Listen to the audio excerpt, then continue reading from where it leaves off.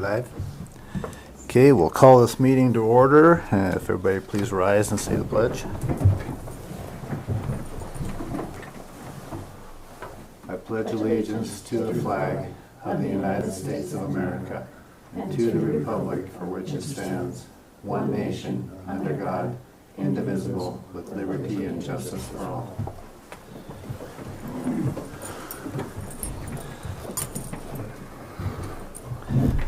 Okay, anytime anybody's speaking, please make sure you're speaking into your microphone so everybody can hear. Okay. Is there any public comment on issues not on the agenda? Any public comment on issues not on the agenda? Okay, seeing none. Did everybody get a chance to read the July 1 minutes? Yes, I did. Did you get a chance to read those, Charles? Yes, sir. Okay. Is there a motion to accept them? Or are there any corrections or additions?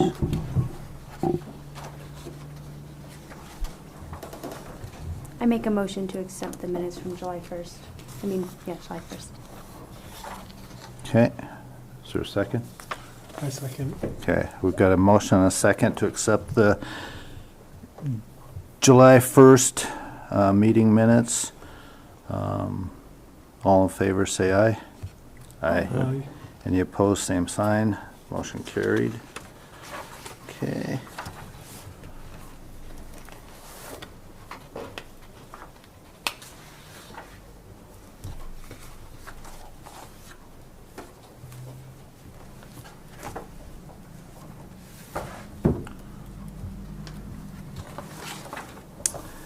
Okay, new business. Discussion decision on the Logan Minor subdivision. If we could have Nicole go through the staff report with us. Certainly. Thank you, Chairman Schindel. Nicole Brown, Broadwater County Community Development Director. I am going to read the Logan Minor staff report into the record. Each of you should have a copy of the staff report. It's also been posted online for the public's viewing. Board members should also have a copy of the Logan Minor preliminary plat application. This application has 38 items in it, essentially that I review in order to compile my staff report. So with that, I'm going to read it into the record. So this is the staff report for the Logan Minor subdivision. This is to the Broadwater County Planning Board from myself, Nicole Brown. I noticed a typo in the subject line. I have the Fairview Minor. I did use that document when I was drafting the Logan Minor staff report because they do have some similarities. So this is not the Fairview Minor subdivision, it's the Logan Minor subdivision. If you can make that edit, please.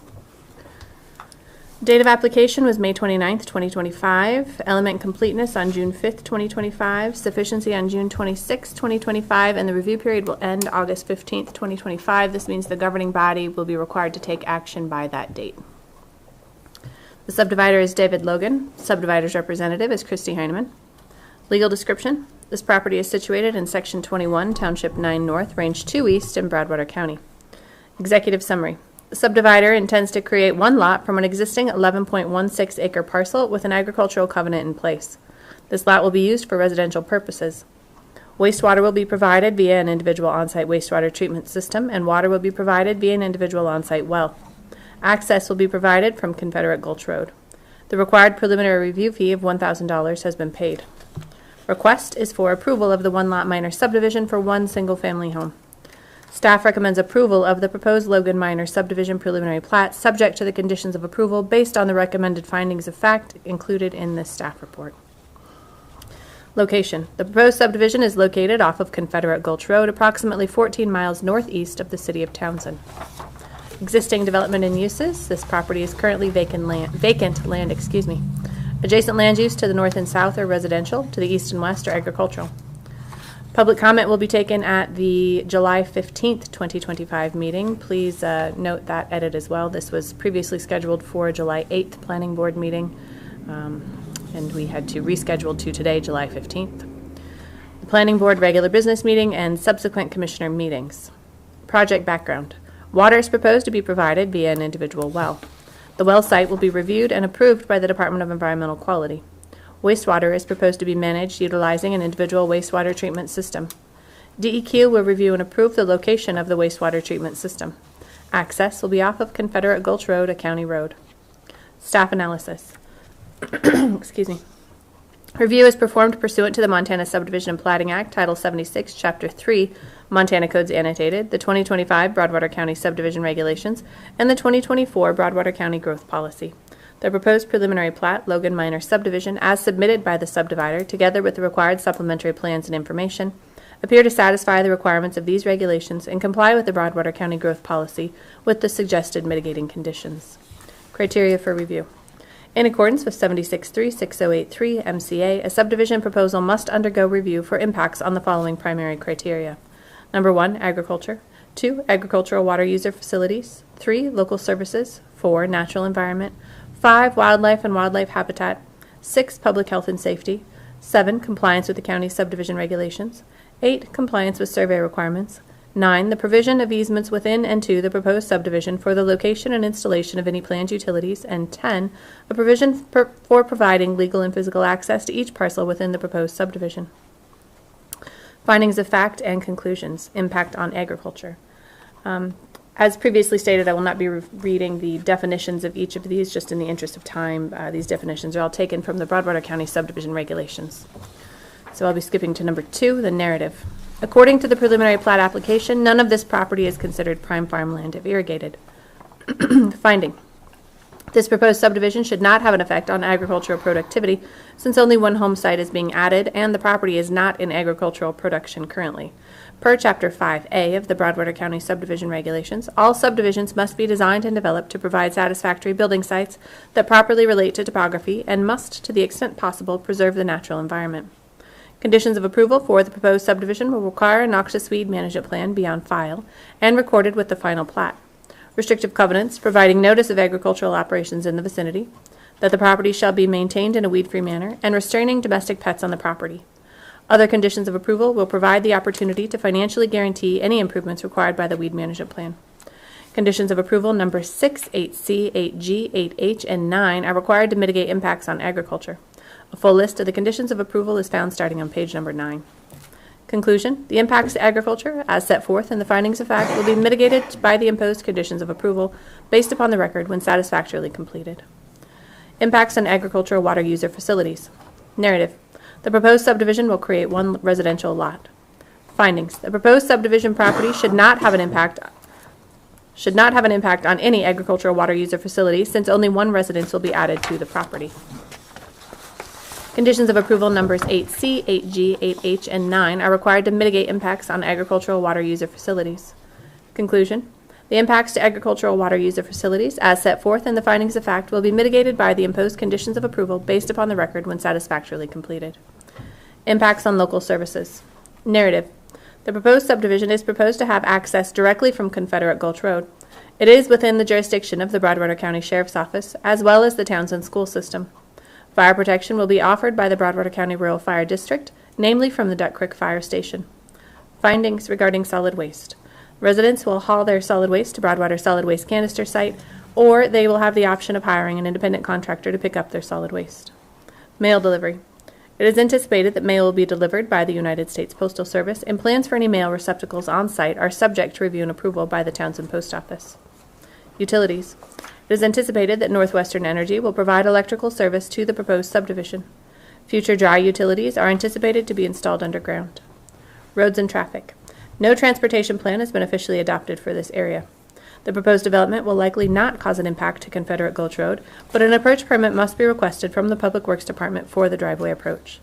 The estimated average daily trips for one residence is 8 ADT. Schools. The proposed subdivision is served by the Townsend Schools, and the subdivision could potentially produce two new students. The potential for new students from this development should not have an impact on existing bus routes.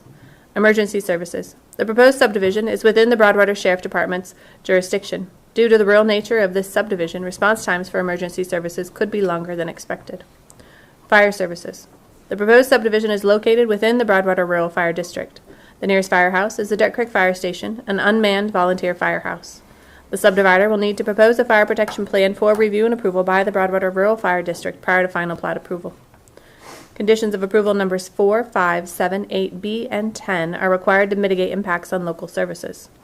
Conclusion. The impacts to local services, as set forth in the findings of fact, will be mitigated by the imposed conditions of approval based upon the record when satisfactorily completed. Impacts on the natural environment. Narrative. According to the preliminary plat application, the property is sloped with much of the area having slopes in excess of 15%.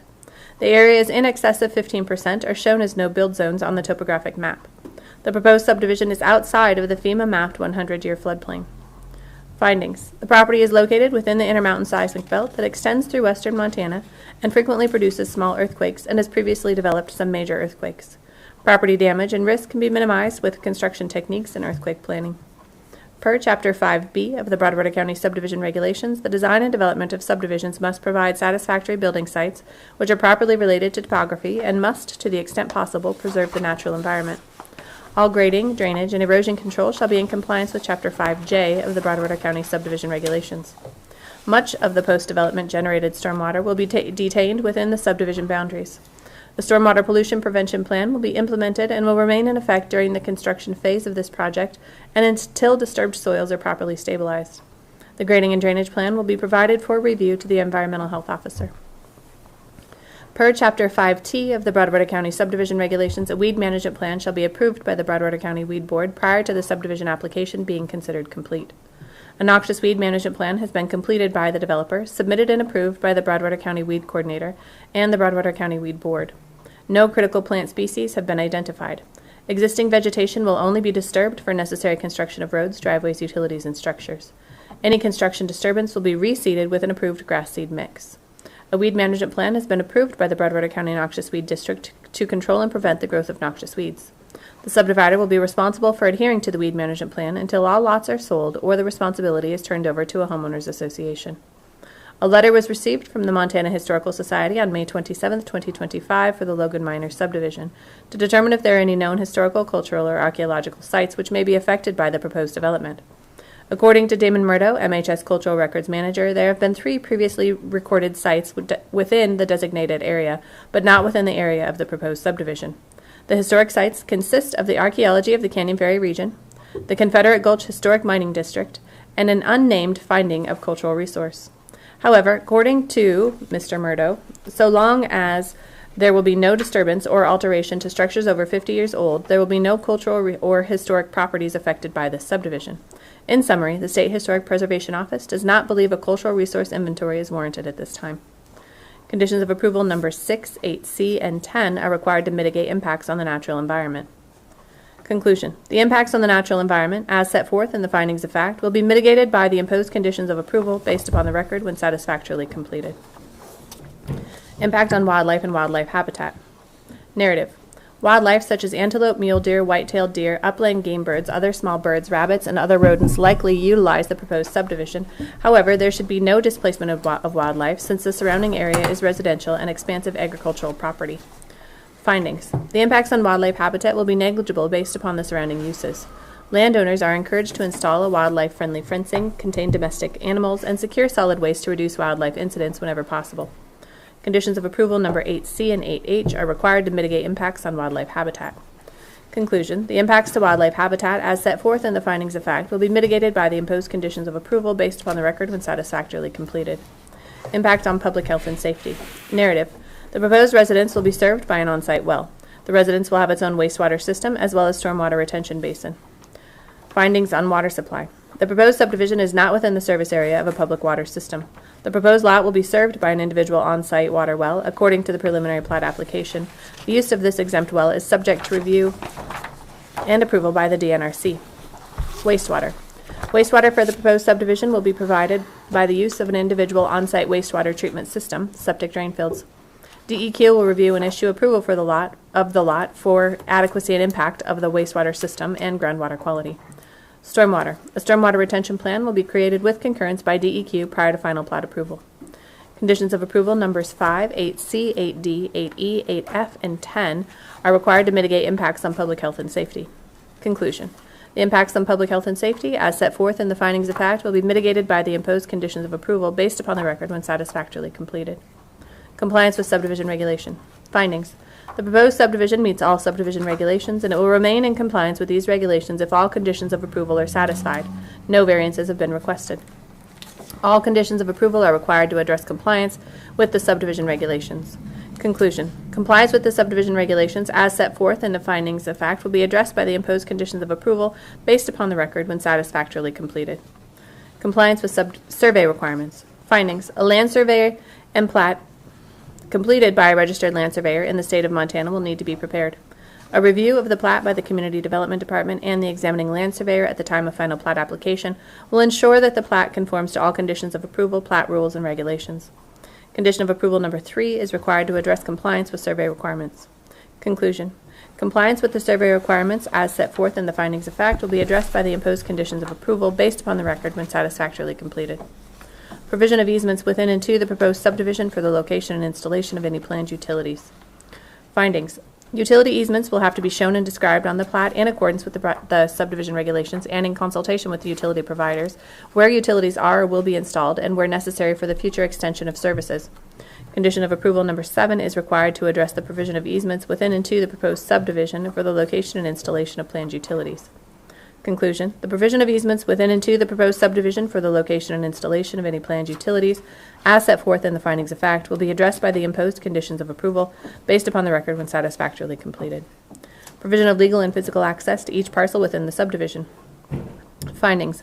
Legal and physical access to the subdivision is provided via Confederate Gulch Road, a county road. A county road approach permit must be applied for and approved prior to an address being assigned to the property.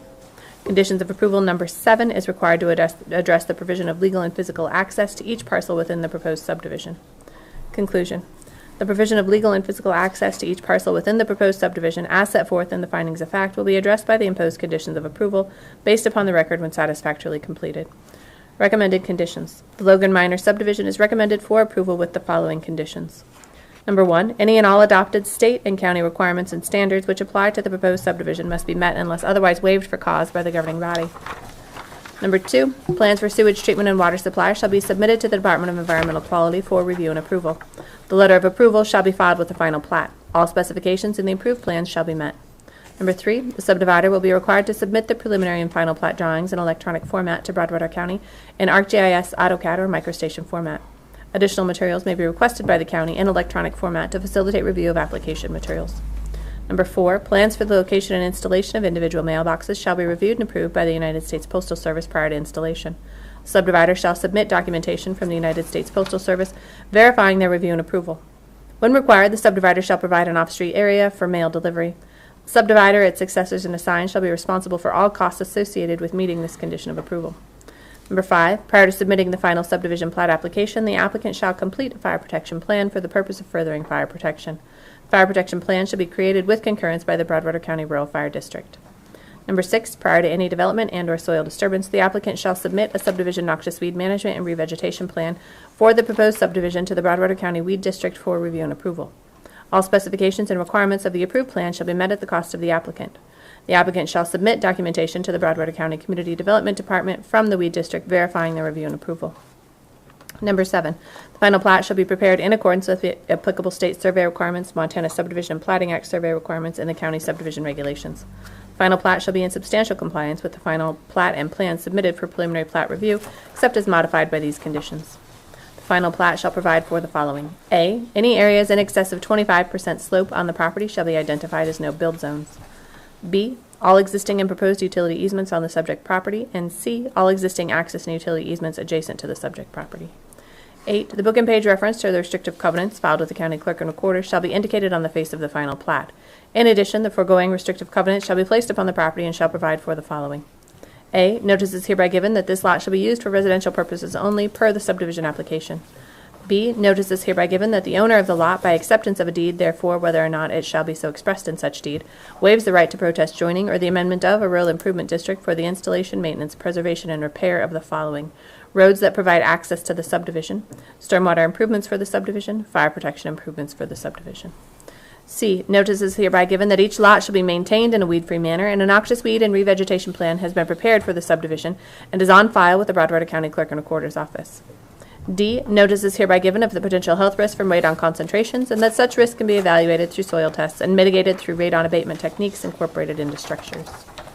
E, notice is hereby given that all structures within the subdivision should be constructed to specifications which meet or exceed equivalent provisions in the applicable state building code for this seismic zone, which is Zone 3.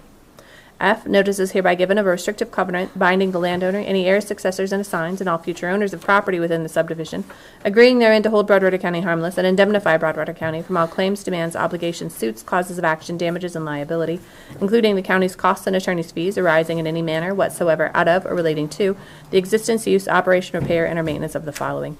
Subitem 1, exposure to radon. 2, earthquake fault zone and any seismic activity. And 3, water availability. G, notice is hereby given of the presence of agricultural operations in the vicinity, and such operations may occur at varying times and seasons, and include, but are not limited to, the noises and odors due to the operation of machinery, the pasturing and feeding of livestock, irrigation, and the application of fertilizers, herbicides, and pesticides to fields. H, notice is hereby given that domestic pets should be restrained on the property at all times. 9, the subdivider shall include a notarized right to farm declaration with final plat affirming that no agricultural or farming operation, place, establishment, or facility, or any of its appurtenances, or the operation thereof, is or becomes a public or private nuisance because of the normal operations thereof, as a result of changed residential or commercial conditions in or around the locality of the agricultural or farming operation, place, establishment, or facility, has been in operation longer than the complaining resident has been in possession, or commercial establishment has been in operation. 10, prior to submitting the final plat, the following improvements shall be installed or otherwise guaranteed. Subitem A, any necessary improvements required by the stormwater drainage plan, weed management plan, fire protection plan, or approach permits. B, installation of mail delivery facilities. And C, utilities abutting and available to each lot. 11, prior to final plat approval, the applicant shall A, provide proof that all real property taxes and special assessments assessed and levied on the property are paid for the current tax year, including any past delinquencies, and B, provide documentation showing that the applicant is the lawful owner of the property with the apparent authority to subdivide the same, and showing the names of lien holders or claimants of record. And Mr. Chairman, that concludes my staff report. Thank you, Nicole. So is there any comments or discussion on the staff report?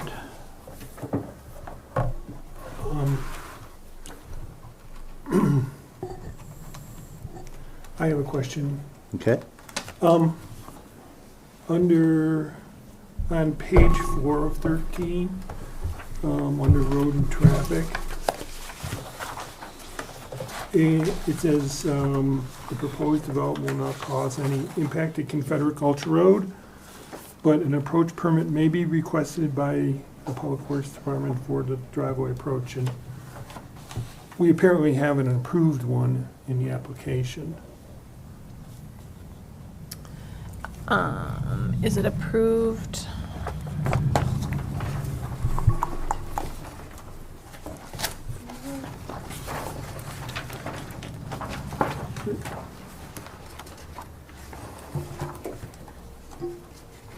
Tab 19.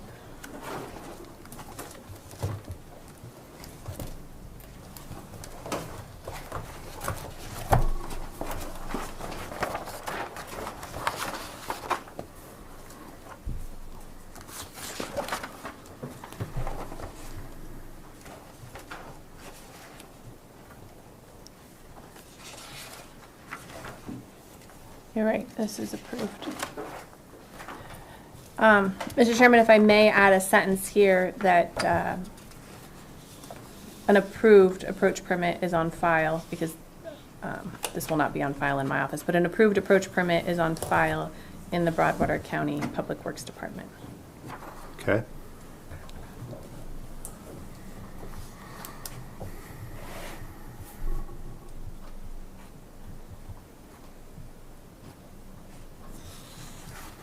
Thank you for that, Charles.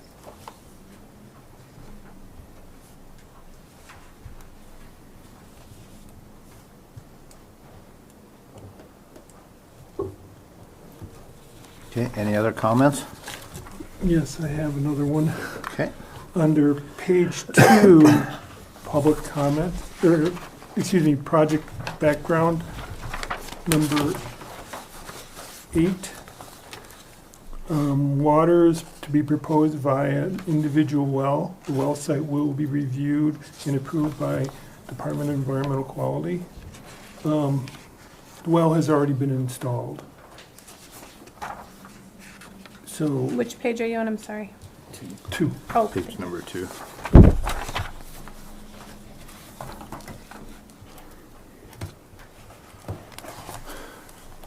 so it should probably be past tense.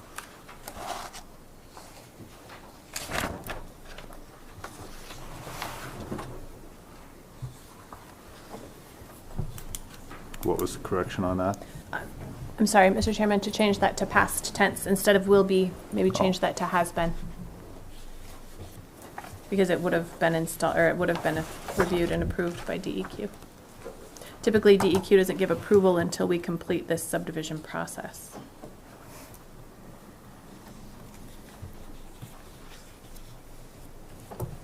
Anything else? No, sir. Anybody else have anything? Okay.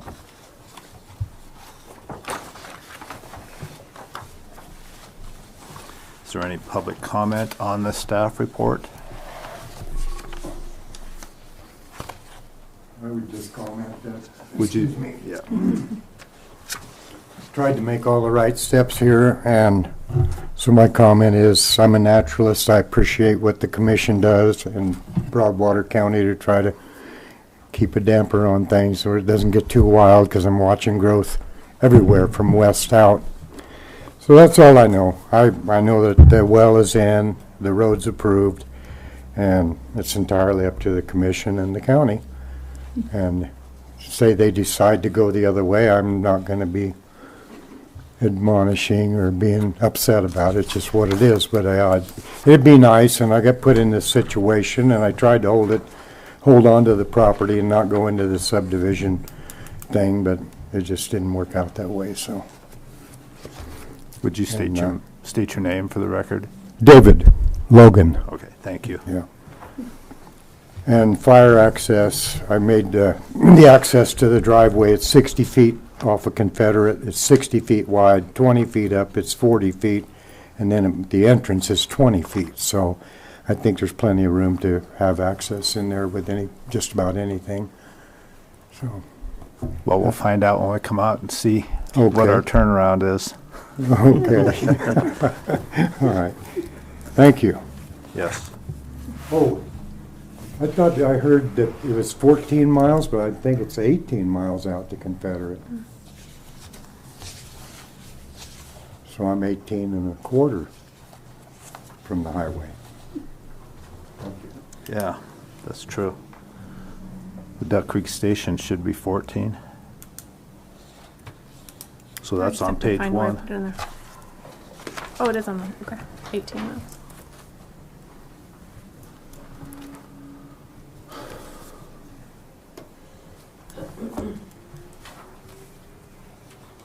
Any other comments on the staff report?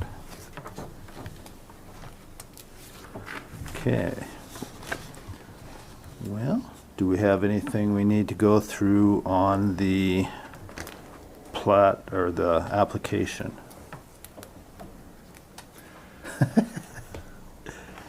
Yes, sir, I do have a bunch of questions, if I may.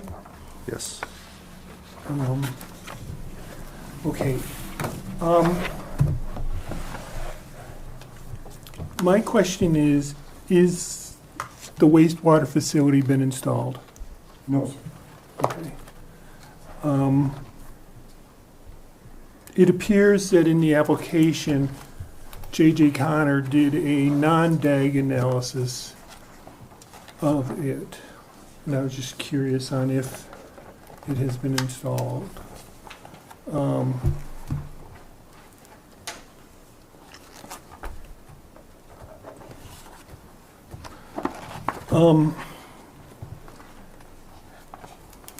I'm trying to make this legible. Okay.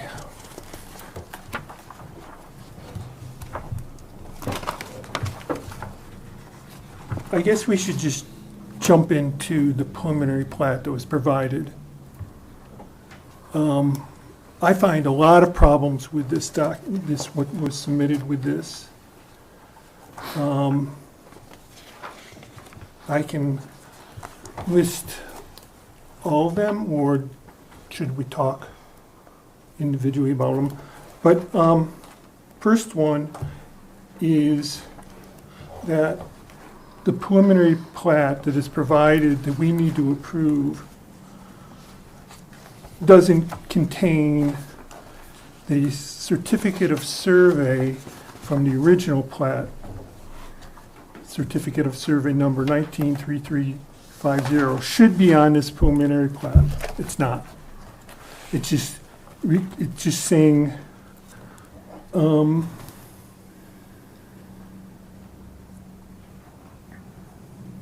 page 2, book something. That's not how it should be done. We need this certificate of survey on this preliminary plat. There's, Can I make a comment? Yes.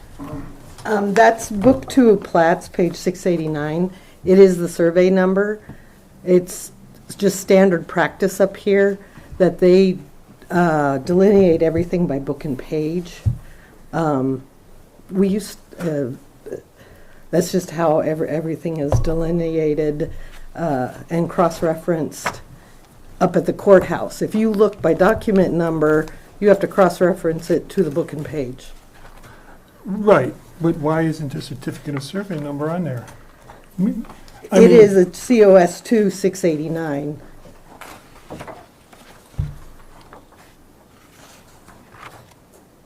COS. It says Logan Minor Tract A of COS 2 689.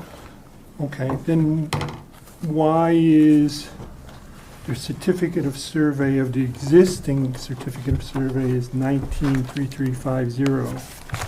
If you look at the top of the page, it says 2 689. Top of the page. The top of the existing survey. Is that what's handwritten? Yes. And like I said, that's how they reference them at the courthouse. But does that follow the procedure under the, see, usually I'm familiar with, you should put the COS number. Is the final plat prepared in accordance with the state of survey requirements and Montana subdivision and plating survey requirements in the County Subdivision Act? Is that done properly? Well, for the last 30 years, we've put book and page on every COS for the certificate number. That's crazy. Okay. I mean, we could definitely put it on there if you want it there. Well, it shouldn't be. Pardon? Shouldn't it be? The book and page is the document number also. It just seems like a reference location to me. Well, I can talk to the clerk and recorder about that. Sure. Other things that are missing is, how come there's not a creek on here? There's a creek running through the property. That's an irrigation ditch. It still should be on here. It's a water feature. Sorry. How come the well isn't on here? Any improvements on the property that have been done that we're not familiar with should be on here. I put the well where Mr. Connor had done the 100 photographs with his drone and submitted it to DEQ, and I gave them net permit money, however that worked. But there, where he said to put the well, that's about where I put the well. And then on the sanitation, there's just limited area to work with there, and so there was only a couple of options, and we just haven't got to that step yet. But I'm gonna comply with however that needs to be. No, I'm just referencing the preliminary plat that was submitted, why there isn't a well location, the ditch, access to the property, and any improvements on here. And I did mention, wondering why the COS number isn't on here for the old survey.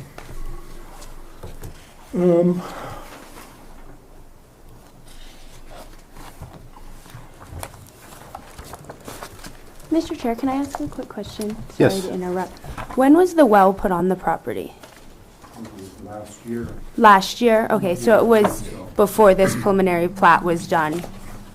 Yes. Yes, okay. And I just want to say, I know it's Mr. Logan, that you didn't do this preliminary plat. So I just want to say, I know you're saying sorry, but we all up here know that this wasn't you that made this. So we're just kind of looking for the corrections on it. So I know you're saying sorry, but I feel like it's not you to say sorry. So I just wanted to ask when you had the well put in. So it was before these were done.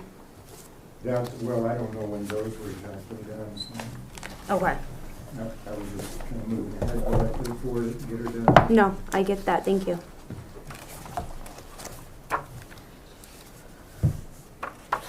I actually am assuming there might even have been, I don't know, because I was gone last summer. Trying to think if I had it done the year before possibly. Okay. Yes, in 2023. 2023, okay.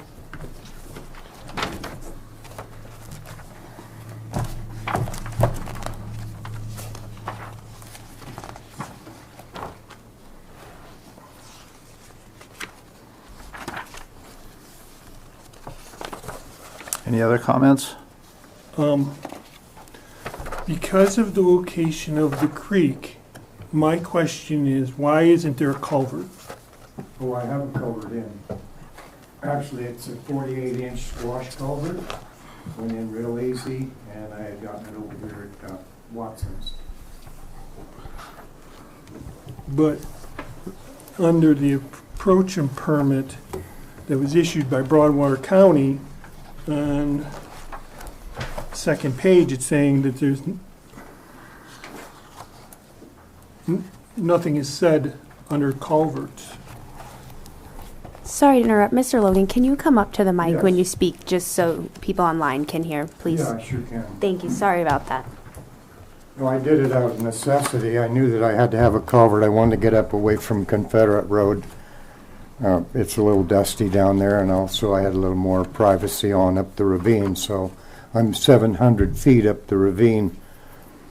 That's all dry country, but it's a healthy little irrigation ditch. So culvert and everything's in place, and it placed really, really well, and it's working pretty good.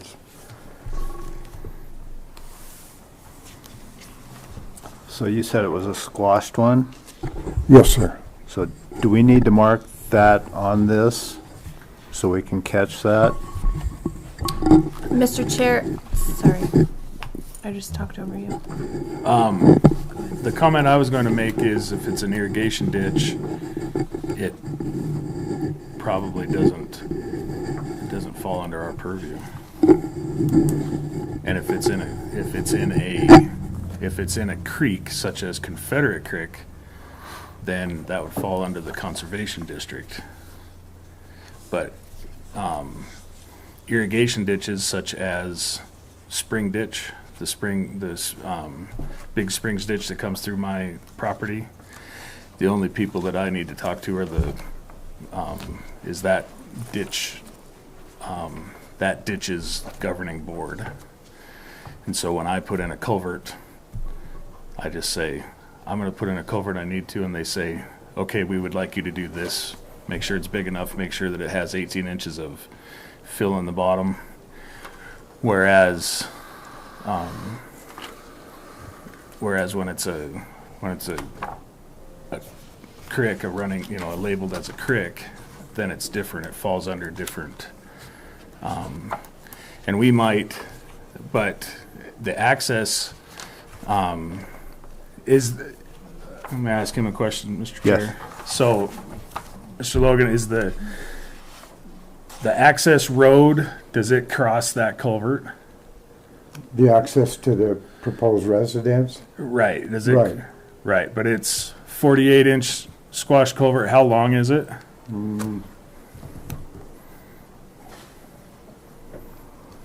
30 feet maybe, Right.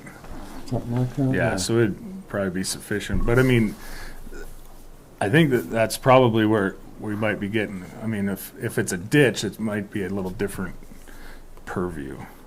Yeah, You, and this approach Ms. would be, Brown might have a different. yeah, this approach would be off of the county road, not necessarily onto his property anyway. Wouldn't have to do anything with the irrigation ditch.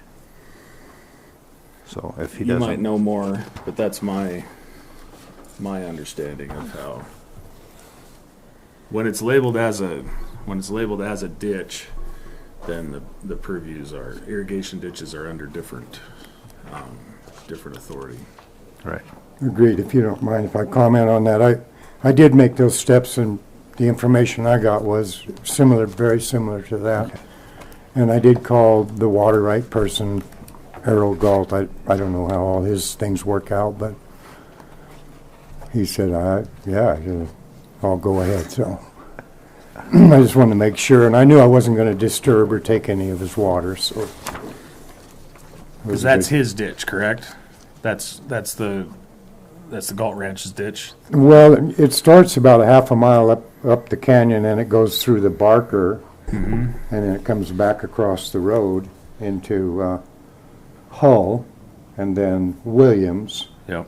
and then to me, and then out onto Flynn. But it supplies Galt's irrigation, correct? Yes, Yeah. evidently, right, yeah. Right. I say evidently because I don't know Right, what's yeah. going on down the road that Sure. much, but. Well, thank you, sir. Yes, sir. Nevertheless, back to the preliminary plat, I think that should be shown on that. This ditch should be shown on it. It's a water carrying ditch that's been there, it's operated how many days a year, 100? Oh, no, oh, yeah, maybe 100, sure, mid-May, late May Sure. into September. A lot of water? Part A lot. lot of water? A good chunk of water out of the Confederate, yeah. Okay. And the topo map does not show it, so I think that should be corrected also, which is number 7.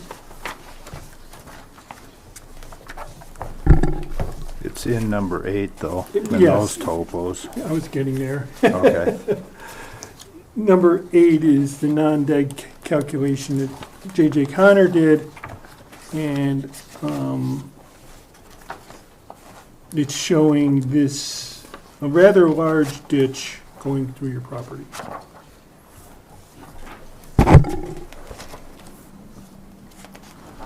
This might be a problem to your septic system when you install it, because you cannot put nitrates in the creek. Right, well, that is what J.J. Connor had talked about, and so he was really pretty specific with me about it. And I don't know, 600 feet above, up. It may not show it there yet. I'm quite a ways up above, and he had talked about the couple of options for sanitation, and it seemed pretty doable, so. It's not like a mega ditch, it's not from here to the wall, it's just a regular, it's probably this wide. You know, at the best, it's a couple foot deep. But it's good water, I'm not gonna mess with it. No, Point of clarity, we need to make sure we call it a ditch, because there can be legal ramifications if we start calling it a creek. right. It needs to be called a ditch. I'm not Just a point of clar, just to be sure that we're being specific. I'm not sure what it was, with all Yeah. honesty. All I know is it isn't on the preliminary plat. It's not on the topo map, but it is on number 8, the non-deg report. So I think we should fix that. Yeah, Mr. Connor had mentioned that difference between the ditch and a creek, and he said this is definitely a ditch. Right. That's what I know, and But Mr. Connor is not the environmental science officer for the county. okay. And also, we might need to correct the driveway approach application permit, which is, we talked about, which is number 19. Mr. Chair? Yes. Sorry, I don't mean to interrupt you, Mr. Frischman. I want to talk about the plat and the ditch briefly. I didn't get an opportunity to comment on that. So in looking at the requirements of what are placed on a preliminary plat, a ditch is not one of them. But if you look in section 763622, which is governing water and wastewater of MCA, it does state that irrigation ditches, so I'm looking at 763622, item 1D. So a vicinity map or plan that shows irrigation ditches. Those are items that should be shown for the water and sanitation information to accompany the preliminary plat. So I want to be sure that we're not cross-referencing these two items. The water and sanitation information is not shown on the preliminary plat, but accompanying the preliminary plat. So items shown in tab number 8, but not actually shown on the preliminary plat. Because if you look at the requirements to be placed on a preliminary plat, there are items A through U. And I'm not sure how many items those are, but if someone smarter than me can calculate A through U, those are items that are placed on a preliminary plat, and irrigation ditches are not one of them. So I just want to be sure that we're not putting a requirement on the developer that we are not able to enforce. Okay, thank you.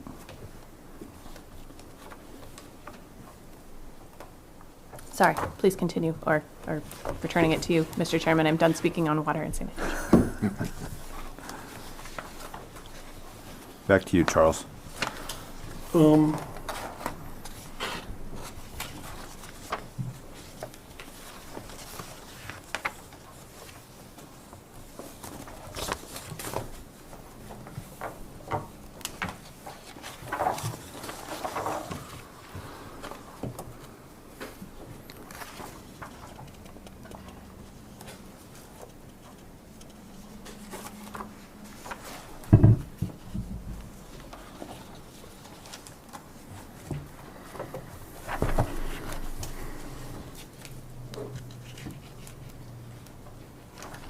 Anybody else have something?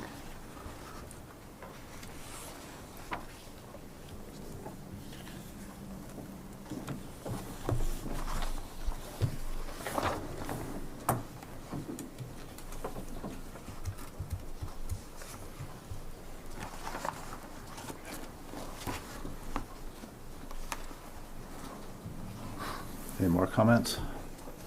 You know, I think I touched on all of them.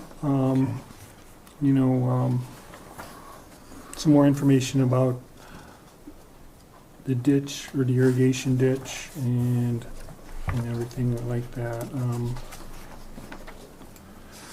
In possibly addressing corrections to the preliminary plat.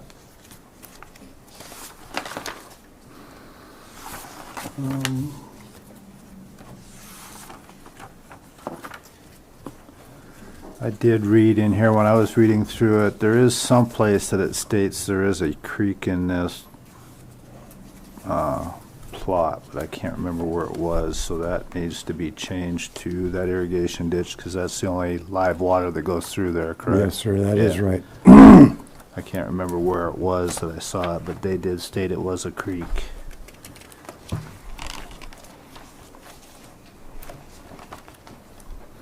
There's one good draw on the west side, northwest side, but I never see where it really runs or Yeah, any of that. it might run in the spring during snow melt. Maybe. Well, yeah, maybe a little bit. Yeah. There's no real evidence of it ever doing much. It's all native soil and no rocks and anything like that showing.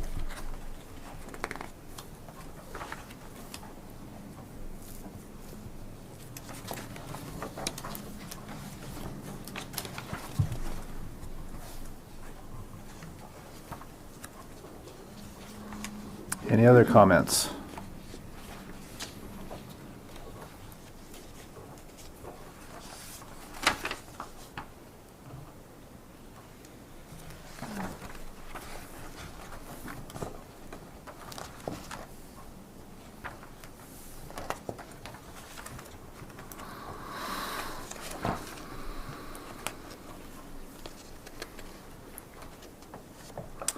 see another spot where it says track day is located approximately 14 miles northeast of Townsend. That's in stormwater design summary.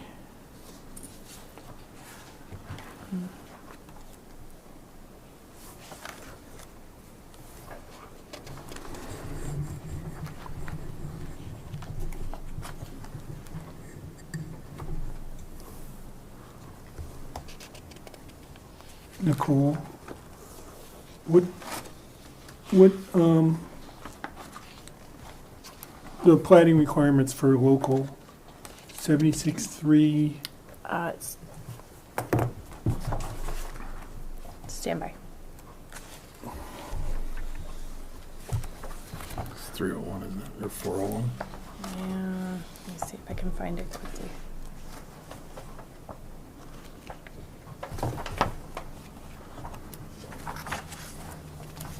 Part 5, 76.3, 500. So part 5. 500.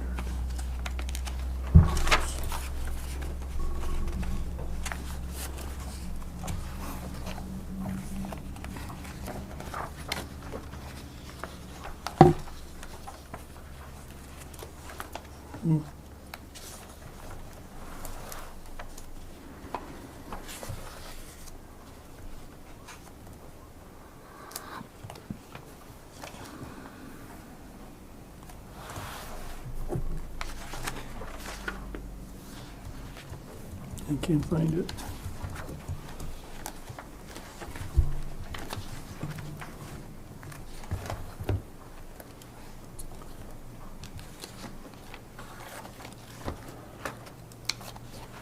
Yeah, I'm looking at it there.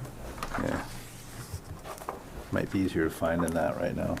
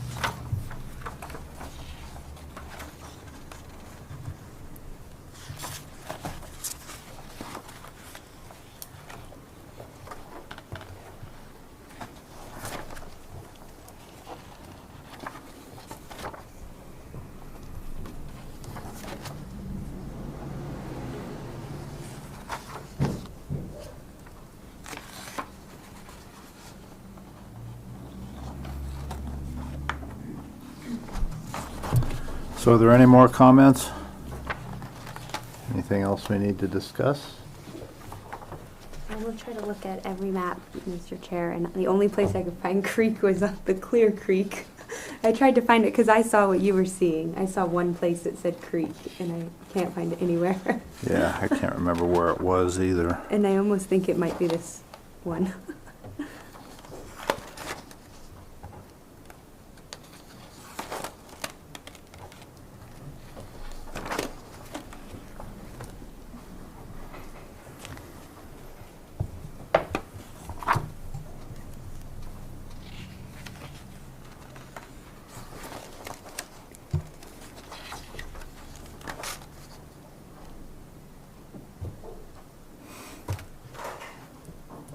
Found it. It's in section 25.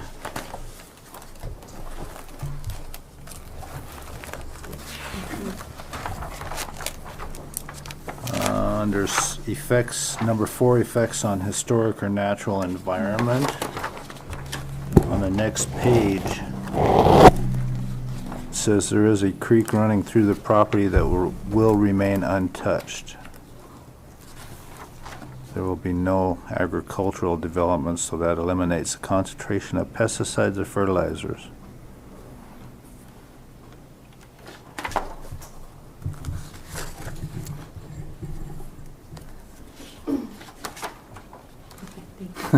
And then children or pets should be supervised near the creek.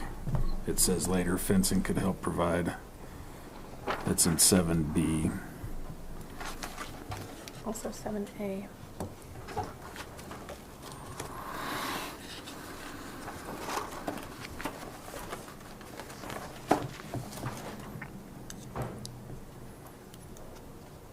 That's a summary probable index, correct? Oh, that's correct. In 20, yeah, 25. I'm just noting what they were. Make those changes.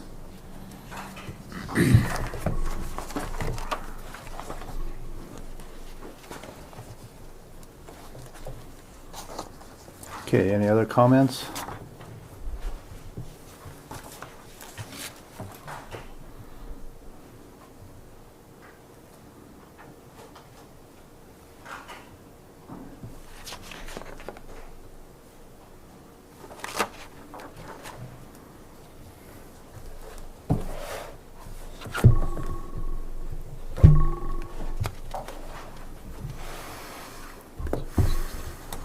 Any other comments? Anything online? Thank you.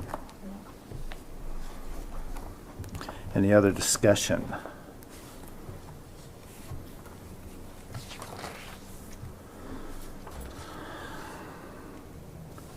So,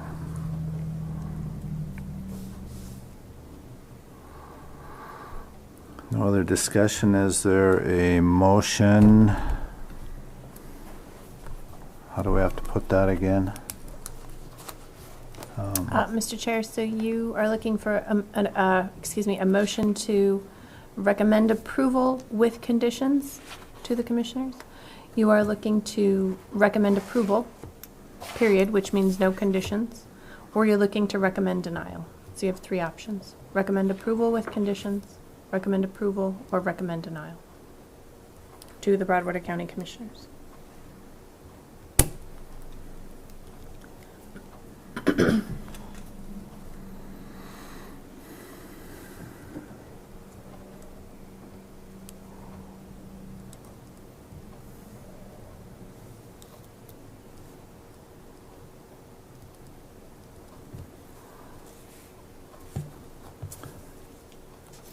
Okay.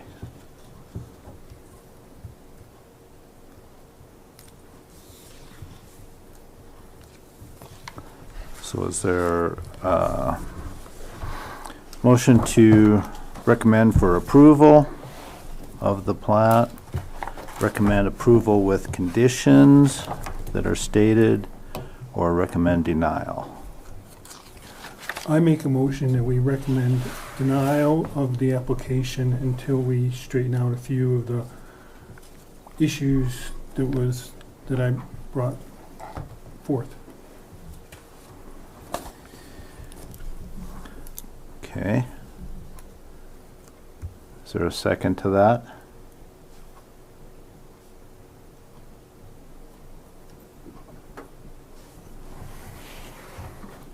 Is there any more discussion?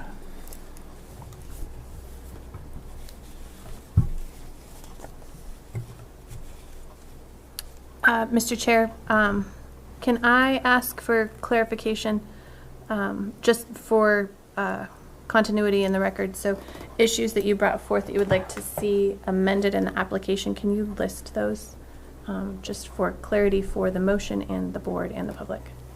Yes, I'd like to see clarification of the preliminary plat, Okay. addressing,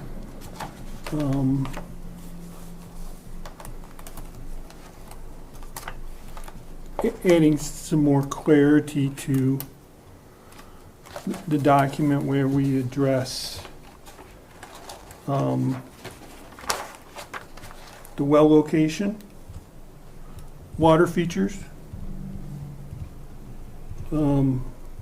access to the property, and any improvements that are existing out there. And possibly putting the old COS number on there. The old COS is the existing plat, which is 193350.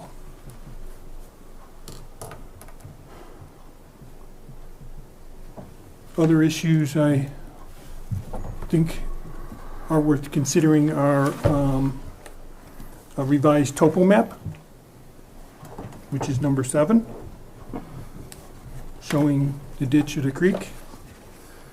And then the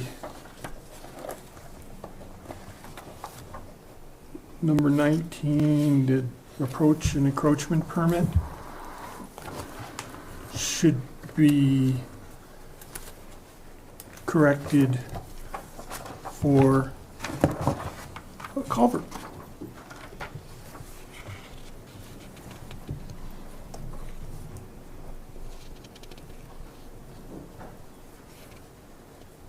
Mr. Chair, am I allowed to make a motion at this point? Do you know?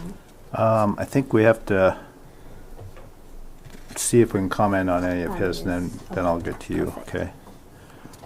I've got one thing on the driveway approach for the application. This is just off of Confederate Gulch Road. It stops at the fence line. It doesn't go into the ditch. So it's whether or not there was a culvert put in right off of Confederate is the only thing that this would cover. Am I correct on that? Mr. Chair, yes. Excuse me, the approach permit is solely for the approach onto Confederate Gulch Road. And the requirement of a culvert comes from the Broadwater County Public Works Director on whether or not he feels, or, no, I shouldn't say feels, if the topography, the terrain dictates Right. that a culvert is necessary. So this is not speaking to the culvert within the ditch by any means. This is simply speaking to the culvert leaving Confederate Gulch Road, entering onto the property. Does there need to be a ditch at that location only? Right. So that would Mr. be. Chair, I think I saw in here where the surveyor said that it probably wasn't necessary. Is that correct? Did I see that? I thought I saw that. There was some ditches along the driveway and didn't figure they needed culvert there. Right. Yeah. It's- Question for you. Sir. There's an approach above this lot off of Confederate. Goes to the old house up there, right? Yes, it adjoins that property, the 20 and the old house. Yeah. And was there a culvert along Confederate on that one? No. But I believe there is one, the next one Yes, sir. up, right? Yep. Okay. Yeah. But that's on a hillside too, so, Right at the base of that. yeah. So my argument might be that this is fine, the way it's printed here, because it is just off of Confederate Gulch Road, Mhm. so, And it might not, right? yeah. we just a point brought forth that usually driveway approaches have culverts. Yeah. I questioned Mr. Gravely about it. He's been out there quite a while. He didn't seem to think it needed one as well, and as far as rules and regs, I'm not that, That's fine. yeah. Okay, any other discussion on any of the points brought up by Charles? Mr. Chair, I think that these points brought up could probably be, I suspect that we could ask the applicant if they could be addressed within the time frame of that we are in currently. Maybe we could meet again and have an, because if I'm not mistaken, it would have to be another public meeting, because it would technically be new information brought before us. In order to try to keep new information, a whole drawn out process for going in front of the commissioners. I don't know what our time frame is now, but perhaps we'll have to ask the applicants, but perhaps these things could be addressed within our time frame, and we could still proceed with the application and the commissioners could have it within the allotted time required by MCA. Mr. Chairman, can I respond to Yes. Dallas's statement? So that any information brought forward at this time by the developer's representative, say this topo map, which if we're going to go through and require these things, I want to have a separate conversation to determine that they are allowable, that it is allowable, that we can ask for these things. In any case, this would be a new information. So the clock would stop and restart at day one once they submitted that new information. That's not to say that we couldn't continue on. No one wants to drag this process out indefinitely. But the clock would stop and restart at day one once new information is submitted. But we could keep moving along. There's no obligation for us to drag it out for an additional 35 working days, if that makes sense. We just wouldn't be held to the same clock. Okay. With the deadline of, currently a deadline of August 15th. Which is still possible to meet because, we have a month to get it to the commission. But the Sure. clock would stop and restart at day one with 35 working days, once new information is received, if that's the direction we decide to go, which is a whole other conversation. Okay. All right. You had something, Shay? I'm good now. Okay. But we'll wait and see. Okay, so we have a recommendation for denial to get the stuff clarified. Is there a second to this?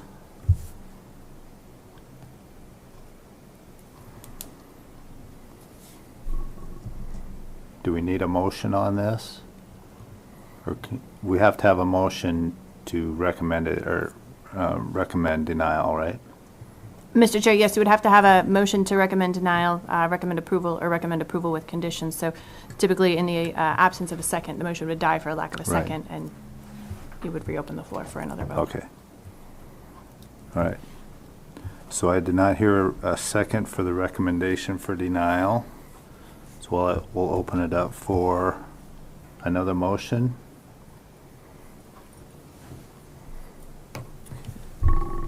Mr. Chair, may I ask a question? Yes? Is this an appropriate time to ask the applicants to provide this other information? How does this work? I haven't come across this. Do we ask, or do we have to make an?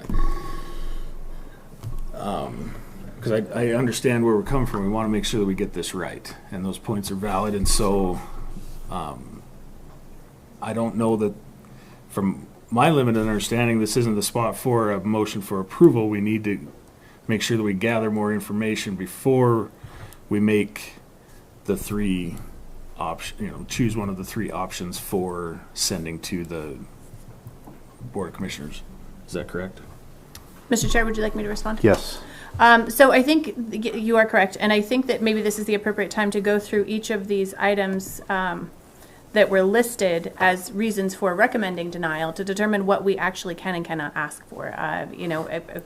It's very important that we, Broadwater County, not more stringent than the state, so our regulations cannot be more stringent than the state. So even though some of these items may be desired, we have to look at what is allowable. And if I may be so bold as to say, the approach permit corrected for culvert, I would like to see that one removed from the list, because I think we clarified that conversation. The culvert is not within the waterway. The culvert is along the county road. So maybe this is the appropriate time to go through Mr. Frischman's list of perceived deficiencies and determine what we actually can or cannot ask for. Okay. Okay. So the first one I had written down was clarify the well location. Is that one of them that you had? That is correct, sir. So, okay. Yes. Mr. Freshman, so it's noted on one map. You just want it on every map? Is that correct? The well No, the location? preliminary plat. On the preliminary plat, okay. Yes, what we're here to approve. I just was looking for completeness. Sure. Okay. Well, we needed to understand what your, Yeah, all those items, Dallas, were mainly directed at some deficiencies I see in the preliminary plat, which is, it's basically a map of what's going on out there. And,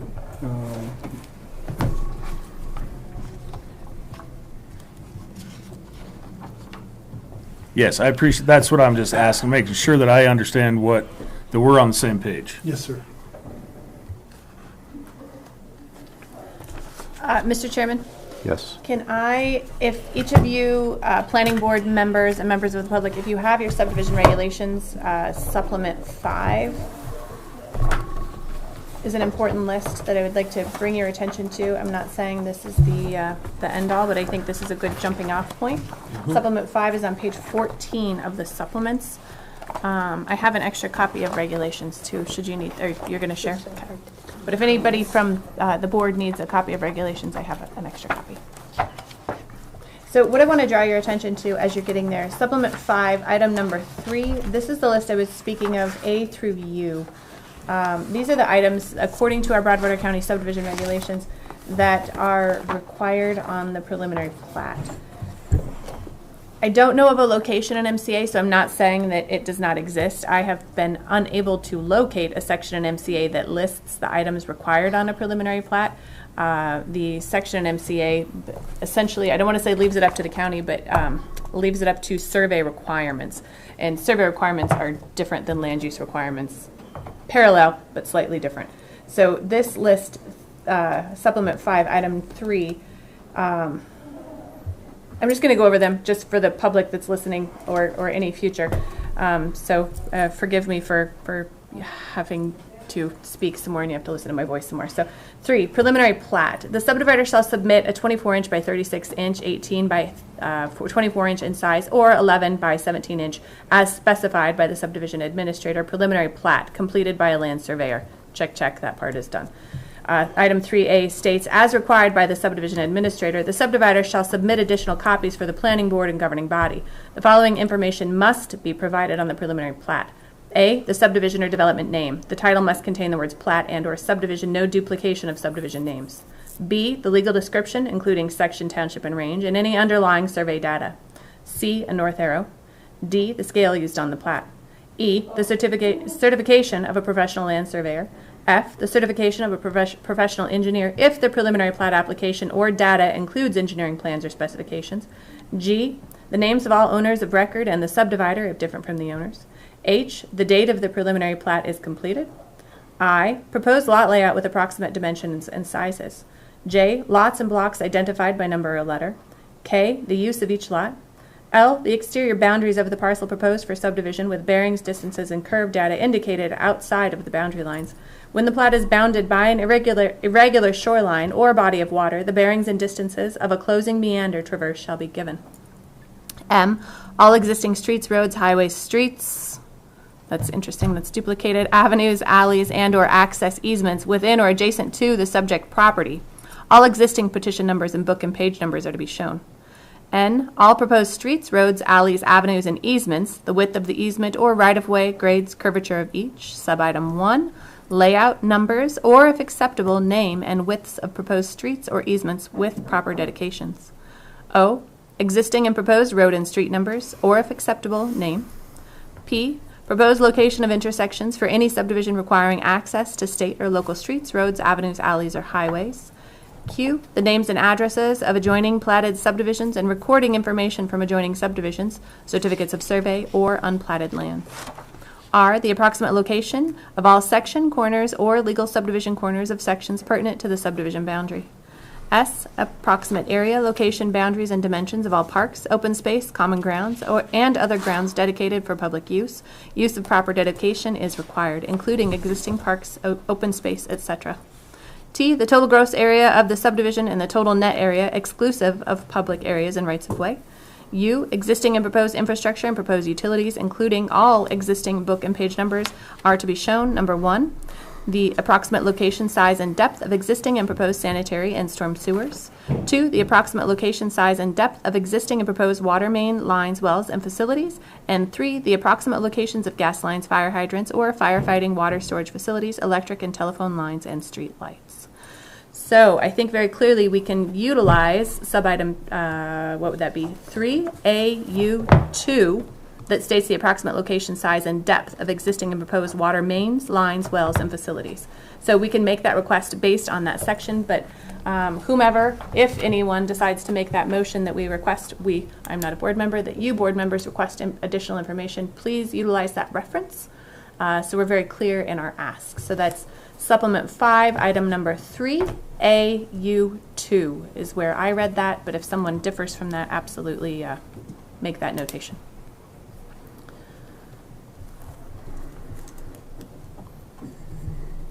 But as I read that, I think, Charles, in your list of well location and water features can both be covered potentially by that item, but I'm not here to make a motion.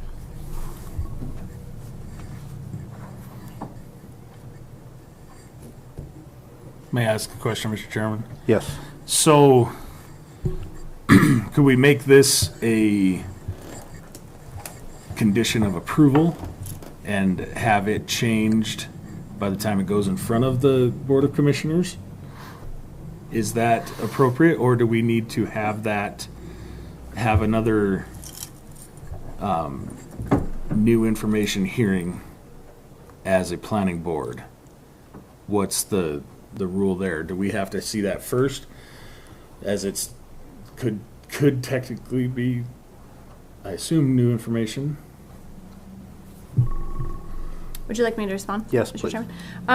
So in response to Alice's question, it really is at the preference of the board. You could list that as a condition of approval, that all wells,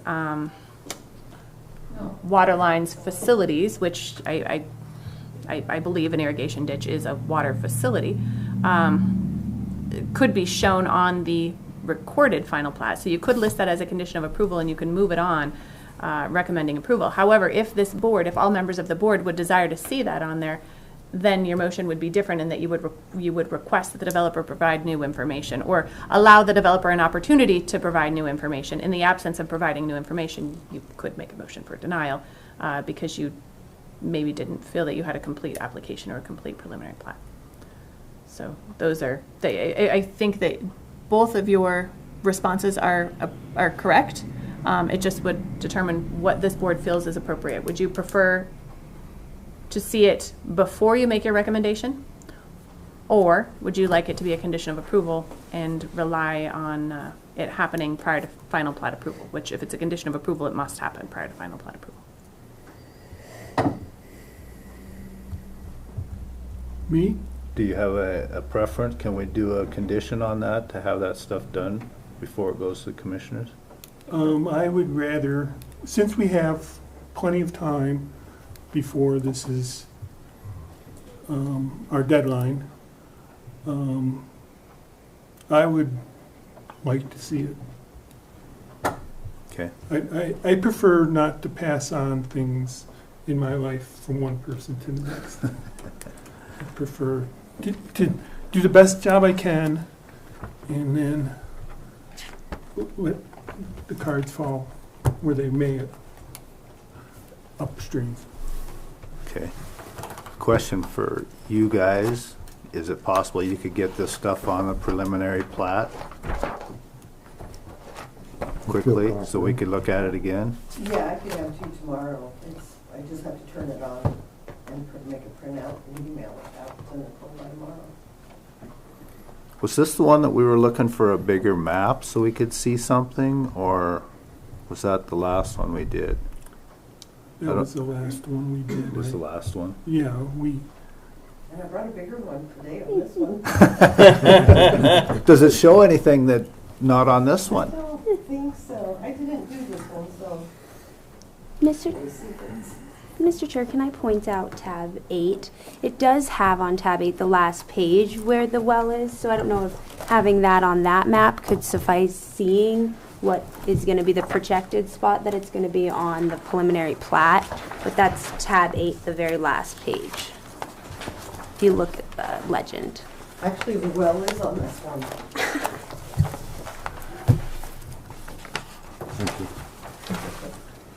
I don't need my, Still gotta use that, but. gosh, this is like something really nice. Yeah, it is on there. Is it in the right location? Yes, Right it was up. located Okay, by the surveyor. okay. Is the ditch on there? No. Or the driveway, or anything like that.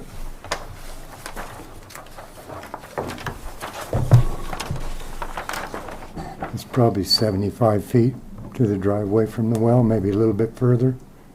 Yeah, no, I was referring to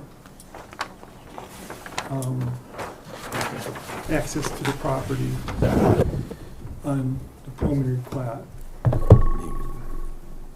Access easements. Is this the, can you come up here and, is this the, where the driveway goes to your house? Is that what this is? Let's see. Where's the, oh, this is the whole piece here. Yeah, that's the 11.16 acres. Okay. Of that. Where's that well? Oh, it's not on there, you say that. Let's see. I can't even see. Here's Confederate Road. Yeah. So it looks like, yes, right, I came right in here and that's about where the well is. So the approach is going up into this steep ravine. And this is the, what do they call those? Laterals Drain for field. the- For possible septic, or the three, where they do the 3 container sort of a thing. This is the Okay, dry draw. that's a catchback basin, right, for the storm? Mm-hmm. Yeah, I'm thinking, Oh, this one has a ditch in here. Right. yeah, there you go. Ditch or creek, whatever you want to call it. Yeah. It says unnamed ditch, so. But I think that's the, I believe that's the driveway. That is right. Yeah, I showed him, well, it's the most Yeah. reasonable. Yeah, that was the ditch, unnamed ditch Yeah, that's the No. irrigation in the ditch. driveway. Where's the well? Right there. That's the well? Mhm. Okay. This is like a little prairie kind of thing, but the rest of it's all in the. All good. Hillside. Mhm. Got a tremendous view from the top of that knob, I know that. I'm not going there, it's too much work, too much destruction. What's, That's where the drain field is. oh, that's a proposed drain Yeah, field? proposed drain field, there's nothing There's 2 of existing. them? This one and this one? I think they're only going to get the approval on this one. That's a replacement. Yeah. That's right. Oh, replacement okay. area. You have to put a replacement on Okay. there Mhm. when things go bad. Yeah. And once again, J.J. Connor is not a surveyor. licensed surveyor or such, you know, so it's, So that needs to be it done by might be a the surveyor. hypothetical. Yeah. Yeah. Well- Well, he told me he's a hypothetical soil scientist. No, he's the soil scientist, that's what I've been calling him. No, yeah, but he's, Well, I follow him. so we seem to have, you know, some pages with all that stuff should be on a preliminary plat. And like I said, Bernadette Swenson, I can put it on because we supplied all that information to JJ to do his lot layout. So, you know, it's of no, we've already located the driveway and all. So all I have to do is put it on there. You know, if you Yeah. want to come back again to see it on one map, we can do that. Quickly. Yeah. I mean, Thank you. You're quite welcome. Thank you.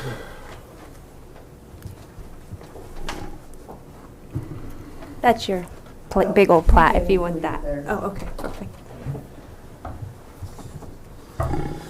Okay. Well, we've had indications they can do this stuff and get it to us again. So should we table this for now and set up another meeting? Mr. Chair, can I respond Yes. before we go? I would like to, if possible, to go through Mr. Freshman's list of perceived deficiencies on the preliminary plat so that we don't have to Okay, stop Yeah. and restart this again. that's fine. So if I may list out, I wrote down the list of perceived deficiencies on the preliminary plat. So number 1, well location. I believe we've covered that. Yep. 2, water features. 3, access to the property. We haven't covered that and where the county is able to require that. But I do believe we can look at supplement 5, item 3AM as in Mary.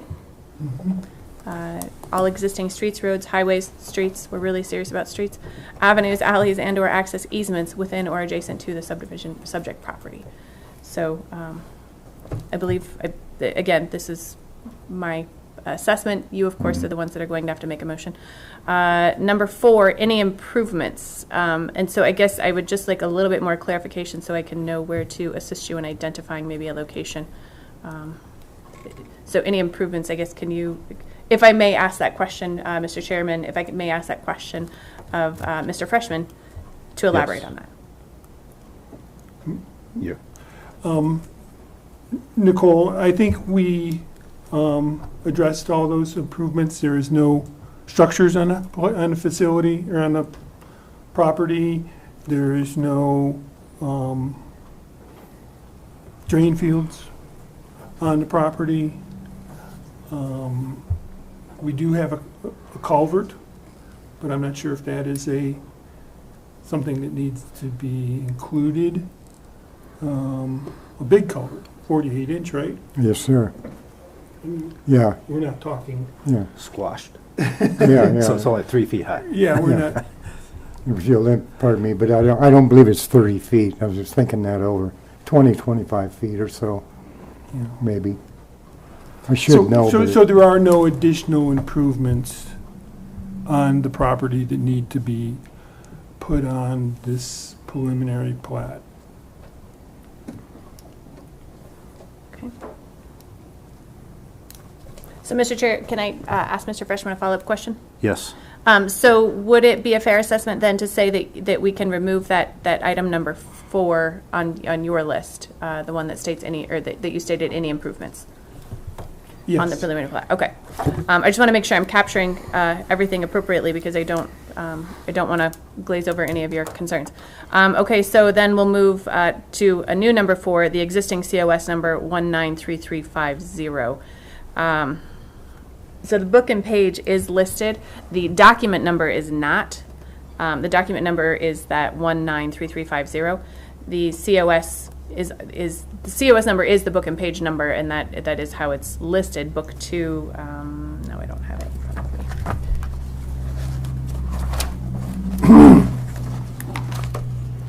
So So the COS number is actually 689. shown, okay.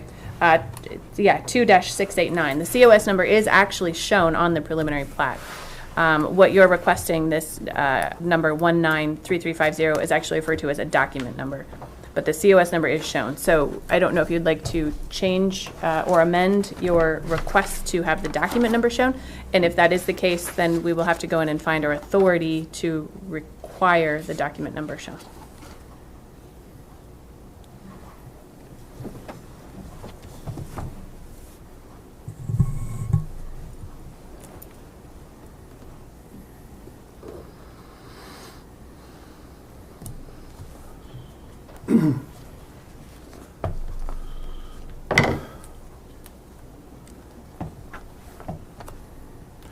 Well, may I answer? Yes, you may.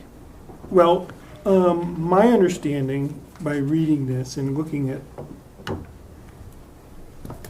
this, the original certificate of survey of this property number is 193350, with regarding where it is recorded and how the county records these and where they record them, I am not familiar. If they prefer to use this, book and page number, I'm not gonna fall on my sword here. But typically, you would, for completeness, you would put the certificate of survey number on there, and that's why I raised that question. You would Mr. put- Chair, I'll let you finish before I respond. Sorry. Are you done? Okay. I didn't want to talk over you. I'm sorry, Mr. Chair, may I respond?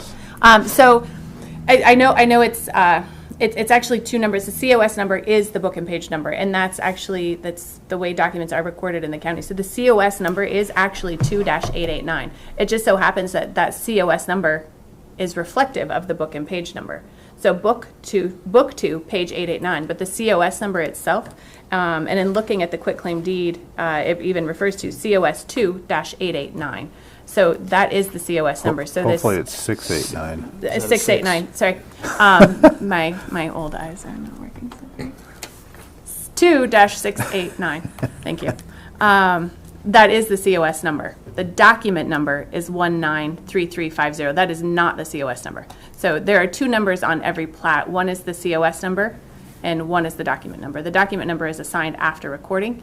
So is I guess I shouldn't say that, the COS number is as well, but the COS number is, I believe, shown on the plat. The document number is not, but the COS number is.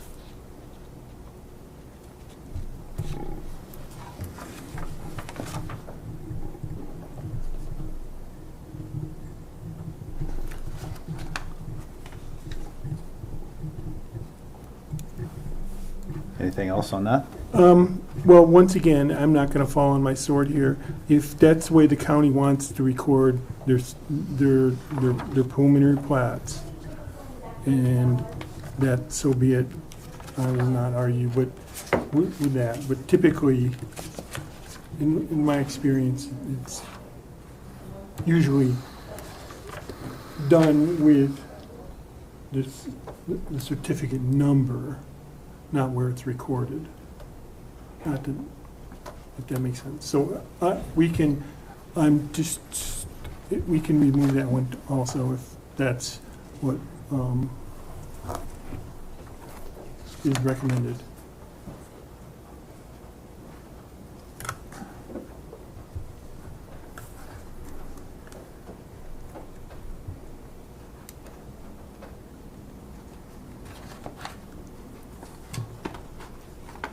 I think we just need to make sure the COS number is the same on all the documents.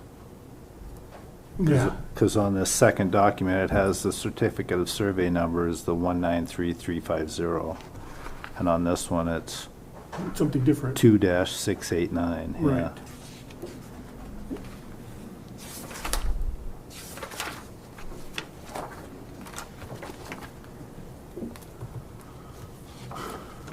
Okay, so we can remove that one also? He said Okay. we could remove that one also. All right, may I continue, Mr. Yes. Chairman? Okay, so then, moving on to what will now be the fourth item, a revised topo map showing the ditch. While I understand your request, I am not certain that we have the authority to require that. Again, looking at supplement 5, item number 6, topographic map A, for any land area which will be subdivided or disturbed, contour intervals of 2 feet where the average slope is less than 10%, intervals of 5 feet where the average slope is greater than 10% and less than 15%, and intervals of 10 feet where the average slope is 15% or greater. And subitem B, slopes greater than 25% shall be shown as no build zones. So there's nothing in that section that states we can require any additional information on the topographic map. So unless any of you know of a different location where that might be included, I would like to state that we cannot ask for a revised topo map showing the ditch, because we do not have the authority to do We'll so. have to work on when we work on our regs. Yeah, the state subdivision rules and regulations, rules, not law, 1736-104G, request for location of drainage ways. But we're working under the local, which is different than the state. Right. So, eventually, you're gonna have to provide that Correct. to Megan, our environmental coordinator.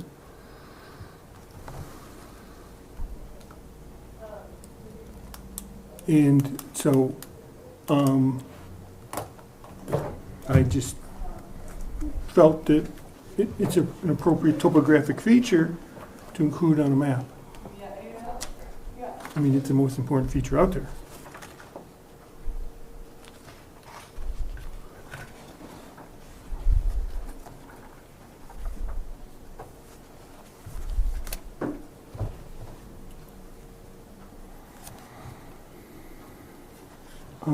Under supplement 5, 7, the stormwater drainage plan that meets the requirements of DEQ circularity and the specifications as required by ARM 1736-310.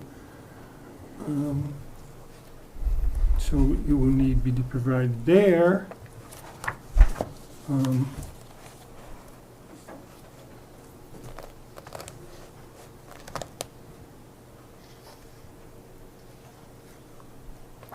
Mr. Chair, if I may add, it is in your book under tab 8, about halfway between that packet. I'm not sure exactly which page, but there is a topo map that does show the ditch. It does show the driveway. It does show the well. It does show proposed septic locations. Again, this is not preliminary plat. This is under item number 8 for stormwater requirements. Right. But I'm gonna fall on my sword here. But this is something that we didn't review, tab 8. This is something that, really isn't in our purview. This falls under state regulations.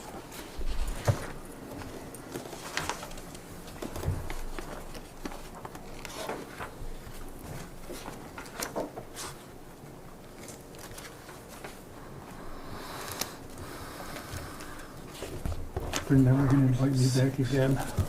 Oh, don't say that. 1736-310. Excuse me.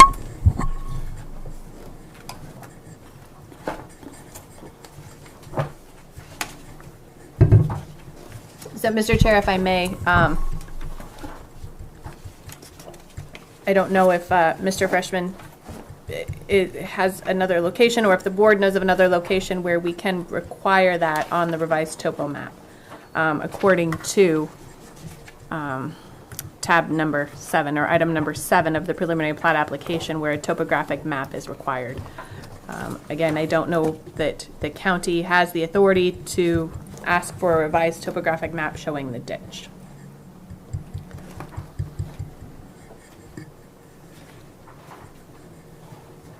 I am not aware of an authority, and so in the absence of an authority to require that, I would like to remove that item as well.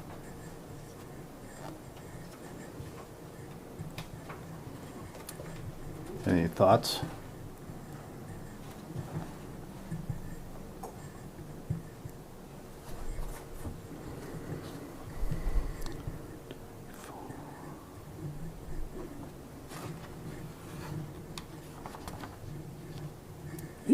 May I speak? Yes, you may.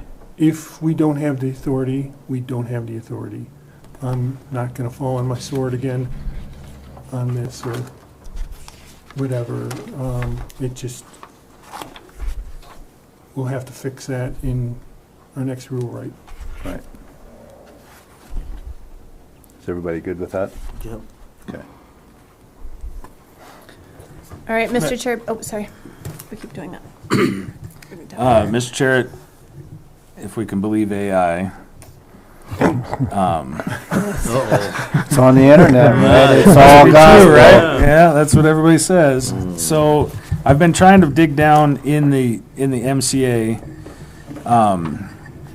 but it says and we can go to this. I think I have this document. A certificate of survey is a document prepared by a registered land surveyor to disclose facts about boundary locations. It's a requirement under MCA 76-3404 when a survey provides new material evidence not already on record or reveals a discrepancy. The COS must be filed within the county within 180 days of the survey's completion. And it says,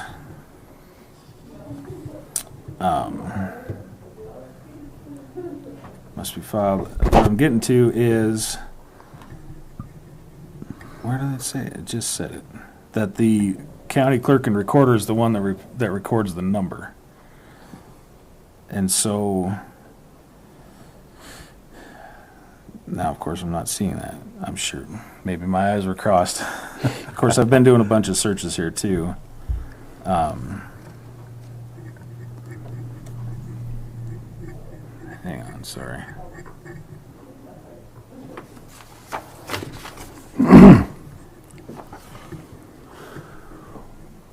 Here we go.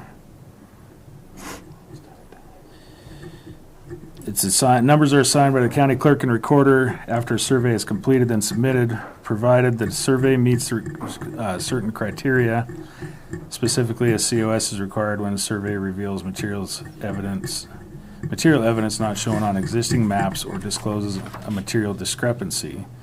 The surveyor must be performed by a registered land surveyor. So I've been trying to find in the MCA where it actually says what it says there, but that seems to be going on that, and maybe perhaps a member of the audience could clarify that as well, meaning that if that's how they are recorded by the clerk and recorder in Broadwater County as 2-689, maybe that'll help us to understand, and we can make a note of that when we go to redo our, I've been making a few notes of things to change in our regulations when we visit that. Does that help, Mr. Fresher? I'm trying to understand what we need to do going forward. Perhaps Bernadette could answer some of that, if that's okay, Mr. Chair. Yes. Excuse me. I can just tell you from doing research and the way that the clerk and recorder, every document is recorded with a document number and a book and page. When it is referenced on their computer and in their books, they are entered into the computer, into the database as, say, like BK2PG101 for book and page. So it's just been standard practice for many, many years to use the book and page number, since that is how they're referenced in the clerk and recorder's office. If you have a document number, you have to go to the big, thick book, find that document number, find the book and page, then go find it on the computer. So it's just worked with the way that it's referenced at this courthouse, this clerk and recorder. And I agree with you, a lot of other counties, Jefferson County, some of them, yes, we use the document number as that's how they reference them. You know, I think either or is fine, because they're both the reference numbers that go to that specific document. But if you were to go, I want to see that book 2, page 605, versus I want to go see that document number 182379, it is just, you know, you've got a couple steps to find the book and page. Because on the computer over there, you open up recorded plats and they're just listed, you know, in order, book 1s, book 2s, and then the page number. And that's just how it's referenced. Mr. Chair, may I ask a question? Yes. So either one of those will get you to the same Document, document? yes, Okay. exactly. Thank you.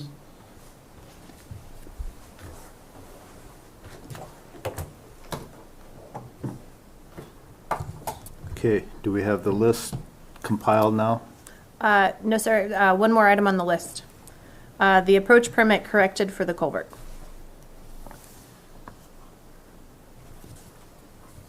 So approach permit in item number 19, tab 19. But I think we did discuss this. I just want to ensure that we've not, you know, glossed over this potential requirement. So the approach permit corrected for the culvert, where the approach permit states no culvert will be required. That is at the discretion of the Public Works Director, and that culvert location, as we spoke earlier, is only at the intersection with Confederate Gulch Road, not the actual culvert along the ditch. So I just want to be sure we can eliminate that item as a request for providing additional information. Mr. Chair, may I ask a question? Yes. Of Mr. Logan? You did not put in a culvert in the approach off of Confederate Road onto your property? No, I didn't know. Okay. I certainly would have, had it been required, to my knowledge.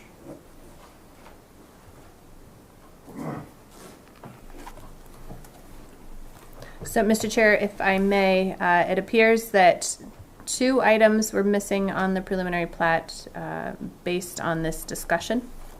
The well location and water features, according to supplement number 5, item 3AU2, and access, according to supplement number 5, 3AM, as in Mary. Correct. So I think the appropriate decision for this board to make at this time would be, back to the original discussion, grant approval with conditions. I'm sorry, recommend approval with conditions, recommend approval, recommend denial. Or you can request that the developers and the developer and the developer's representatives provide this additional information in accordance with supplement 5. Does that require a motion? Yes, sir. I move that we request the developer to show on the preliminary plat the well location and water features according to Broadwater County Subdivision Regulations Supplement number 5, 3AU2, and access according to Supplement number 5, 3A as in Adam, M as in Mary. Is there a second to that? I'll second that. Okay, we have a motion and a second. Is there any discussion? Any discussion? Seeing none. Okay, we have a motion to, as stated, there we go. All in favor, say aye. Aye. Any opposed, same sign. Motion carries. Okay, so, So, Mr. Chairman, I'm sorry. I feel like I'm talking too much at this meeting, so I apologize. So at this point, what will happen, I will write a letter. I mean, I know Christy Heineman is the developer's representative. She's here in attendance. Bernadette is the surveyor. She's here in attendance. But just for formality's sake, I will go back to my office. I will draft a letter, and I will email it to Christy and Bernadette, letting them know that the planning board is requesting additional information to comply with Supplement 5 according to these sections. So they will have that information. Obviously, once I receive that information from them, I will reach out to the planning board to schedule a follow-up meeting. However, I believe they can get this information relatively quickly, so it may be prudent for you to look at your calendars to schedule another meeting, and not to dictate the direction of this meeting, and I know that that's a further agenda item, but just so you kind of understand where we're going to go at this point.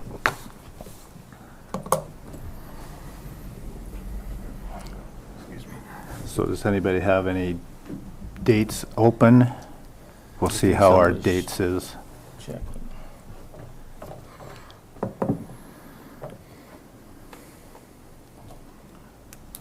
I'm available next Tuesday.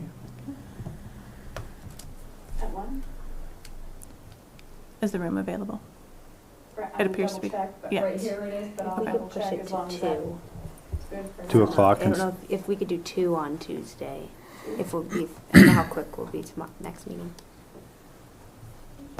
There should be plenty for a quorum. I won't be able to be here then, but that's, Take you out behind the barn, use a stick on you. yeah. I'll be in Utah, so. it's- But there's no indispensable man, so you guys can handle it, I'm sure. 2 o'clock next Tuesday? 2 o'clock, 2 o'clock.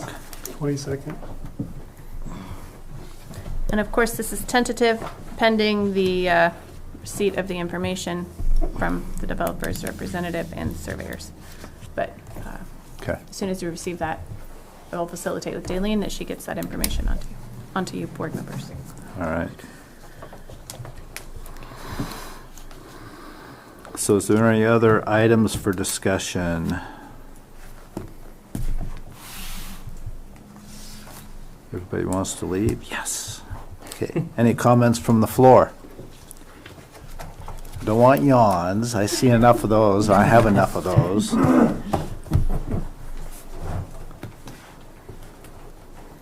Round 3 next week. There we go. All right. Next meeting date and time, we said next Tuesday. What day was that? 22nd.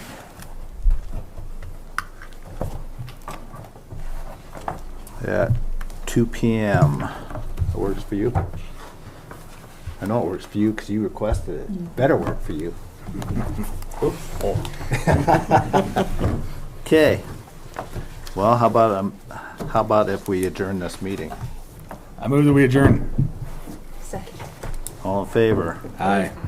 Any opposed? I'll slap you. Thank you, guys. Thank you again.